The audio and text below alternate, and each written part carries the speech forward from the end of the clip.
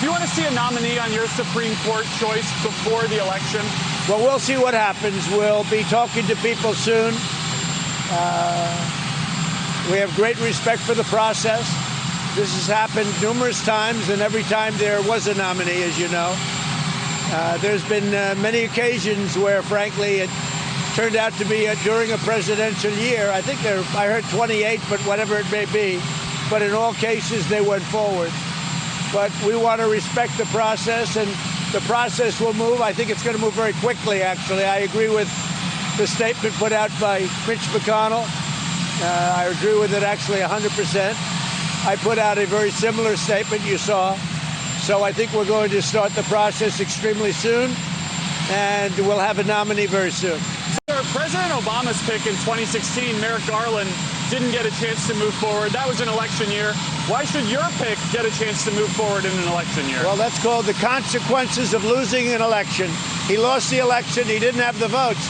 When you lose elections, sometimes things don't work out well. But that was before the election. That was President Trump just a few moments ago, letting it be known that he has every intention of filling the vacancy that was left by the death of Supreme Court Justice Ruth Bader Ginsburg, and he intends on doing it before the upcoming election.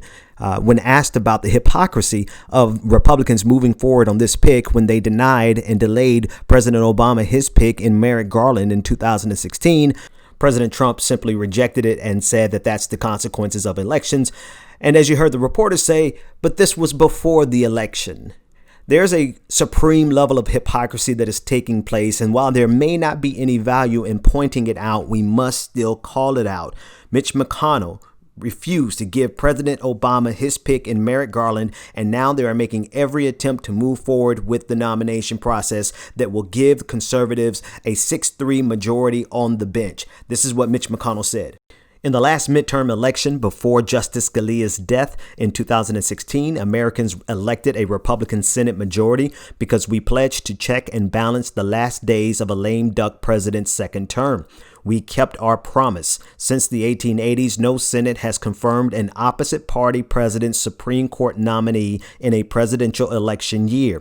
By contrast, Americans re-elected our majority in 2016 and expanded it in 2018 because we pledged to work with President Trump and support his agenda, particularly his outstanding appointments to the federal judiciary. Once again, we will keep our promise. President Trump's nominee will receive a vote on the floor of the United States Senate. So they have absolutely no regard whatsoever to their hypocrisy in this matter. In fact, it goes further. Lindsay Graham, who told us to put him on the record that if this exact scenario happened, he would not support nominating or confirming someone to the bench. Listen in. If an opening comes in the last year of President Trump's term and the primary process is started, we'll wait to the next election.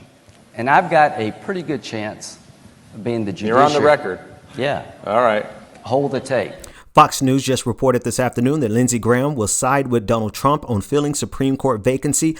I fully understand. Graham flip-flops on past pledge, says he ports Trump on confirming SCOTUS pick. This isn't a surprise to anyone who has been paying attention. The Republicans have absolutely no problem with hypocrisy because hypocrisy is a feature. It is not a bug. It is their intention. It is not a mistake. It is not something that if we just showed them that they have been hypocritical, then maybe they will behave properly. No, their full intention is lying to us to our faces and doing everything that they need to accomplish what they want for the conservative agenda.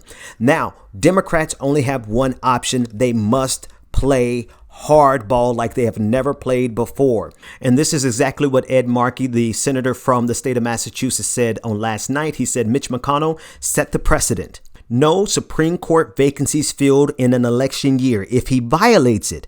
When Democrats control the Senate in the next Congress, we must abolish the filibuster and expand the Supreme Court. So absolutely no apologies, no softball, no waiting on Republicans to see their hypocrisy because the hypocrisy is the point. No waiting on appealing to the better nature and the better humanity in Republicans because they have suppressed the better humanity in order to accomplish their political conservative agenda.